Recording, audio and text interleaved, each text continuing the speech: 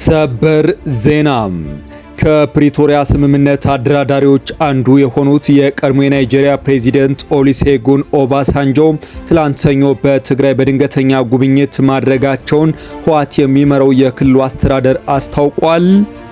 ዝርዝር ተይዞበታል። የአሜሪካ የውጭ ጉዳይ መስሪያ ቤት ስለ ኢራን አብዮታዊ ዘብ አዛዦች መረጃ ለሚሰጠው $10 ሚሊዮን ሽልማት አቅርቧል መባሉ ተዘግቧል። በትንታኔ የምነግራችሁ ይሆናል።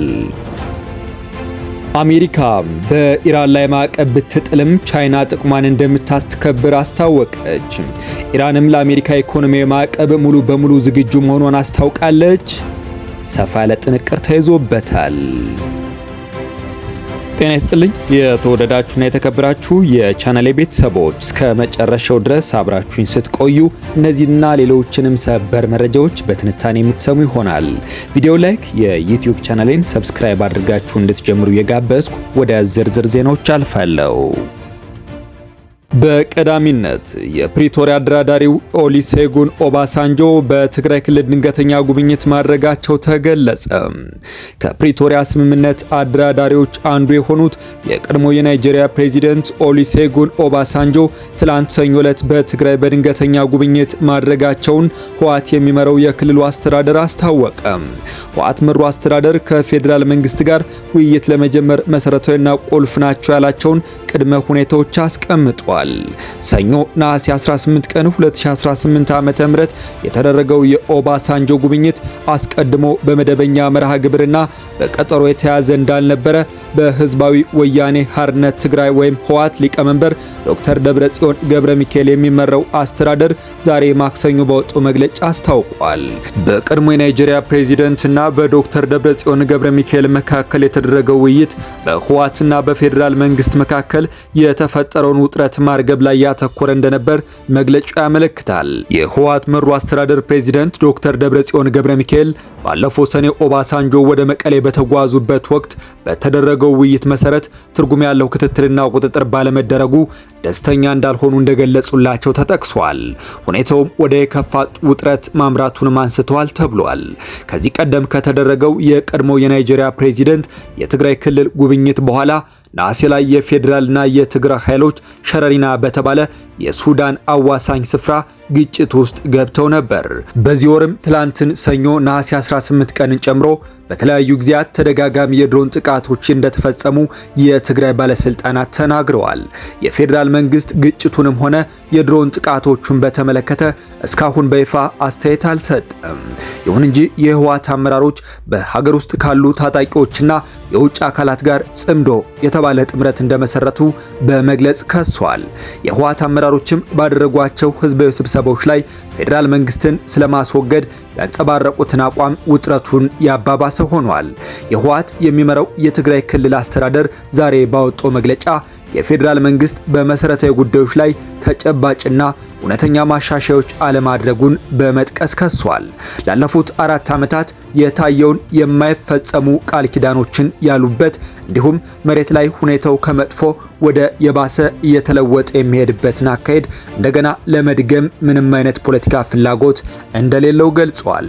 ዶክተር ደብረጽዮን ከፌዴራል መንግስት ጋር ውይይት የሚጀመር ከሆነ መመለስ ስላለባቸው መሰረታዊና ቁልፍ ጉዳዮች ለኦባሳንጆ ገልጸዋል ተብሏል። ከቅድመ ሁኔታዎቹ መካከል የኢኮኖሚ ማዕቀብና እገዳ መነሳት እንዲሁም ወታደራዊ ከበባን ማቆምና የተፈጠረውን ውጥረት ማርገብ የሚሉት ይገኙበታል። የትግራይ ሉዓላዊ ግዛት ወደ ነበረበት መመለስ፣ የተፈናቃዮች ደህንነታቸውና ክብራቸው በተጠበቀ መንገድ መመለስ እንዲሁም የህወሓት ፖለቲካዊና ህጋዊ ማንነት መመለስም በቅድመ ሁኔታነት ተቀምጠዋል። አስተዳደሩ ከፌዴራል መንግስት ጋር የሚደረግ ውይይት የጊዜ ገደብ የተቀመጠለት እንዲሁም ግፊት መፍጠር የሚችሉ ዋነኛ ዓለም አቀፍ አጋሮች የሚሳተፉበት መሆን እንዳለበት ገልጿል።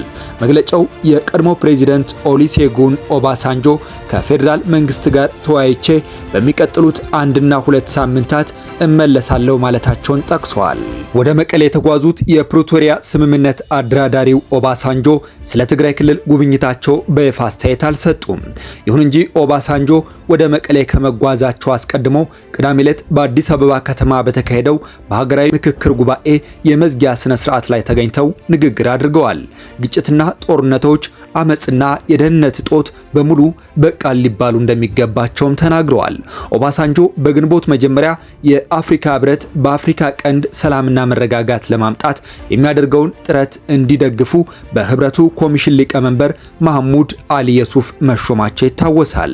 በፌዴራል መንግስቱና በትግራይ ኃይሎች መካከል የተካሄደውን ደም አፋሳሽ ጦርነት ያስቆመውን የፕሪቶሪያ ስምምነት ካሸማገሉት መካከል ኦሉሴጉን ኦባሳንጆ አንዱ ናቸው። ሁለቱም ወገኖች አንዳቸው ሌላኛቸውን ስምምነቱን ባለማክበርና በመጣስ የተካሰሱ የቆዩ ሲሆን ከወራት በፊት ደግሞ የህወሓት መሪዎች በስምምነቱ የተመሰረተውን የክልሉን ጊዜያዊ አስተዳደር አስወግደው ከተቆጣጠሩ በኋላ ውጥረቱ ተባብሶ ወደ ግጭት ሊገባ ይችላል የሚል ስጋት ተፈጥሯል።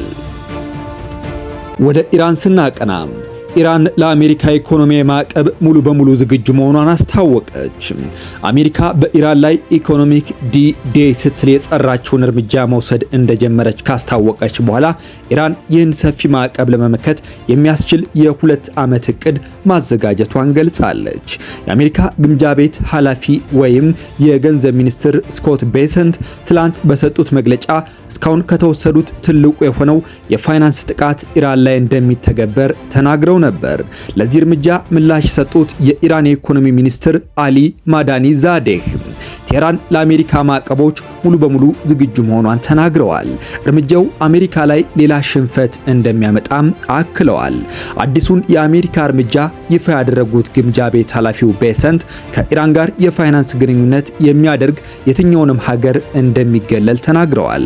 ከኢራን ጋር የንግድ ልውውጥ የሚያደርጉ ባንኮችና ተቋማትም ግንኙነታቸውን ለማቋረጥ ፈቃደኛ ካልሆኑ መገለል እንደሚደርስባቸው ገልጸዋል። የግምጃ ቤት ኃላፊው ቤሰንት ይህ ከፍተኛ የኢኮኖሚ እርምጃ ኢራን ላይ ገመዱን የሚያጠብቅ እንዲሁም በሁሉም የገቢ ምንጭ የሚያግድ እንደሆነ ተናግረዋል።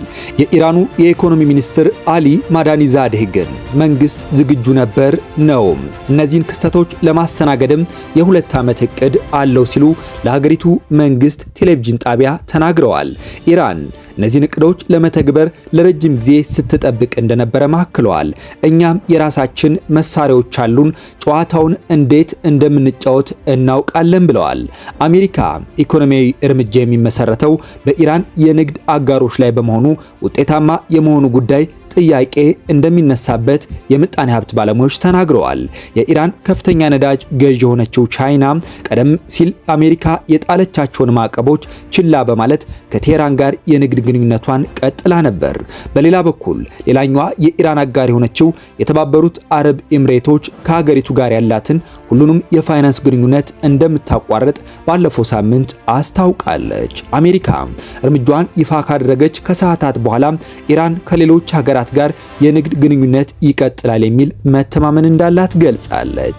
የኢኮኖሚ ሚኒስትሩ ማዳኒ ዛዴህም ቻይናም ሆነች ሩሲያ የአሜሪካን እርምጃ እንደማይቀበሉ እንዲሁም ሌሎች ሀገራትም ይቃወማሉ ብለው እንደሚጠብቁ ተናግረዋል። ከዚሁ ጋር በተያያዘም አሜሪካ በኢራን ላይ ማዕቀብ ብትጥልም ቻይና ጥቅሟን እንደማታስከብር አስታወቀች። ቻይና ያላትን የምጣኔ ሀብት ጥቅሞችን አሜሪካ በኢራን ላይ ከጀመረችው የኢኮኖሚ ዘመቻ እንደምትከላከል አስታውቃለች። አሜሪካ ከኢራን ጋር የንግድ ግንኙነት ባላቸው ተቋማት፣ ባንኮችና ሀገራት ላይ ማዕቀቦችን በመጣል እንደምትቀጣ ማስታወቋን ተከትሎ ነው ቻይና አቋሟን የገለጸችው። ቻይና የአንድን ወገንና ህገወጥ ማዕቀቦችን እንደምትቃወም በተደጋጋሚ አስታውቃለች። ስለዚህም ቻይና እየተካሄደ ያለውን ሁኔታ በቅርበት እየተከታተለች ጥቅሟንና መብቷን ለማስከበር አስፈላጊ የሆኑ እርምጃዎችን ትወስዳለች ሲሉ የቻይና የውጭ ጉዳይ ሚኒስቴር ቃል አቀባይ ተናግረዋል። ቃል አቀባዩ ሊን ጂያን ጨምረውም ቻይና ከኢራን ጋር ያላት ትብብር በዓለም አቀፍ የህግ ማዕቀፍ ስር የሚካሄድ በመሆኑ ጣልቃ ገብነትን ፈጽሞ እንደማትቀበለው ገልጸዋል። ቻይና ከአሜሪካ ጋር ለወራት በዘለቀ ጦርነትና በ10 ዓመታት ፍጥጫ ውስጥ የምትገኘው ኢራን ትልቅ የንግድ አጋር ናት። የአሜሪካ የገንዘብ ሚኒስትር ስኮት ቤሴንት እስካሁን ከታዩት የከፋ ያሉትን ምጣኔ ሀብታዊ ጫና በኢራን ላይ ተግባራዊ ለማድረግ የያዙትን እቅድ ሰኞ ዕለት ይፋ አድርገዋል። ከዚህም ጋር ተያይዞ የኢራንን የነዳጅ ምርቶች ትልቋ ገዥ የሆነችው ቻይና እንዲሁም ባንኮቿና ተቋማቷ ከኢራን ጋር ባላቸው የንግድ ግንኙነት የተነሳ በአሜሪካ ማዕቀብ ሊጣልባቸው ይችላል።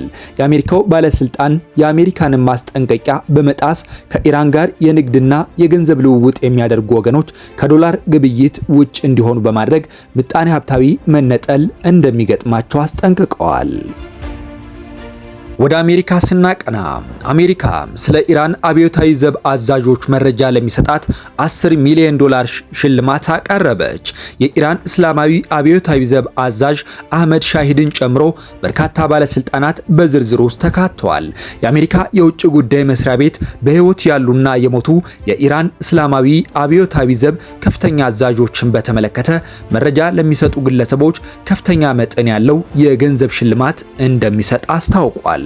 ከኢራን ጋር ለወራት በዘለቀ ጦርነት ውስጥ የምትገኘው አሜሪካ በተለይ 4 በአብዮታዊ ዘቡ አዛዦችን በተመለከተ ጥቆማ ለሚሰጡ እስከ 10 ሚሊዮን ዶላር የሚደርስ የገንዘብ ሽልማት እንደምትሰጥ አስታውቃለች። በተለይ ትኩረት የተደረገባቸው የአብዮታዊ ዘቡ አባላት አሜሪካንን ኢላማ ያደረጉ ጥቃቶችን በመምራታቸው መሆናቸውን በአሜሪካ የውጭ ጉዳይ መስሪያ ቤት ስር የሚገኘው ጉዳዩን የሚከታተል ክፍል በኤክስ ገጹ አመልክቷል። እነዚህ ግለሰቦች የአሜሪካ ወታደሮችን ኢላማ ያደረጉ ጥቃቶችን እንዲፈጽሙና ወሳኝ የአሜሪካ መሰረተ ልማቶች ላይ የበይነ መረብ ጥቃት እንዲያደርሱ የአብዮታዊ ዘቡን ክፍሎች መርተዋል እንዲሁም አዘዋል ሲል ከሷቸዋል። በዚህም በተለይ ትኩረት የተደረገባቸው የአብዮታዊ ዘቡ አዛዥ አህመድ ቫሂዲ፣ የኢራን ጦር ኃይሎች እዝ የሆነው ሀታም አልአንቢያ አዛዥ አሊ አብዶላሂ፣ የአብዮታዊ ዘቡ የበይነ መረብ ክፍል አዛዥ ሐሚድ ሬዛ ላሽጋሪያን ይፈለጋሉ ከተባሉት የኢራን ባለስልጣናት መካከል ዋነኞቹ ናቸው። በተጨማሪም በዝርዝር ውስጥ የቀድሞው የአብዮታዊ ዘቡ የአየር ምድብ አዛዥ ሳኢድ አግጃኒና የቀድሞው የዘቡ የመረጃ ክፍል አዛዥ ማጂድ ሃዴሚ ይገኙበታል። እነዚህ ሁለት የአብዮታዊ ዘቡ የቀድሞው ከፍተኛ አዛዦች በቅርቡ በተካሄደው ጦርነት ወቅት በተፈጸሙ ጥቃቶች ተገድለዋል። በመጨረሻም አሜሪካ በኢራን የምታካሄደው ጦርነት ያለው ድጋፍ መቀነሱን የህዝብ አስተያየት አሳየ።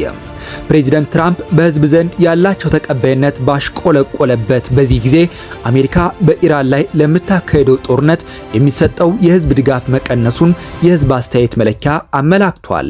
ባለፈው የካቲት ወር የጀመረው የኢራን ጦርነት የነበረው የህዝብ ድጋፍ መቀነሱን ያመላከተው የህዝብ አስተያየት መለኪያ ውጤት እንደሚያሳየው የፕሬዚደንት ትራምፕ ፓርቲ ሪፐብሊካን አባላትም ለጦርነቱ የሚሰጡት ድጋፍ ቀዝቅዟል። መጋቢት ላይ አሜሪካ በኢራን ላይ የወሰደችው ላለችው ወታደራዊ እርምጃ ድጋፍ የሚሰጡ አሜሪካውያን ብዛት 37 በመቶ ነበር። ይህ የድጋፍ መጠን በነሐሴ መጀመሪያ ወደ 34 በመቶ የወረደ ሲሆን አሁን ደግሞ በድጋሚ ቀንሶ 31 በመቶ መድረሱን መረጃው አመላክቷል። በተጨማሪም በመጋቢት መጀመሪያ 77 በመቶ የነበረው ለጦርነቱ አዎንታዊ ምልከታ ያላቸው የሪፐብሊካን ፓርቲ ደጋፊዎች ብዛት ወደ 69 በመቶ ወርዷል። ለወራት የዘለቀው የኢራን ጦርነት ፕሬዚደንት ዶናልድ ትራምፕ በህዝብ ዘንድ ያላቸው ድጋፍ ላይ ተጽዕኖ በማሳደር ተቀባይነታቸውን እየሸረሸረ መሆኑን የህዝብ አስተያየት መለኪያው አሳይቷል። ለሁለተኛ ተከታታይ ጊዜ በሮይተርስ IPSOS በተሰበሰበው የህዝብ አስተያየት የተሳተፉ 33 በመቶ ምላሾች ትራምፕ በፕሬዚደንትነት እያከናወኑት ያለውን ተግባር ደግፈዋል። ይህም በፕሬዚደንቱ ሁለተኛው ዙር የስልጣን ዘመን የተመዘገበ እጅግ ዝቅተኛው ተቀባይነት ምጣኔ ነው ተብሏል። የተወደዳችሁ የቻናሌ ቤተሰቦች ለዕለቱ ያስኳቸው ሀገራዊና ዓለም አቀፋዊ አጫጭር ሰበር መረጃዎችን በዚሁ አጠናቀቅኩ። ቪዲዮ ላይክ፣ የዩቲዩብ ቻናሌን ሰብስክራይብ እያደረጋችሁ የሚዲያው አጋር ቤተሰብ ይሁኑ እያልኩ በያላችሁበት ሰላም እንድትቆዩ ተመኘው።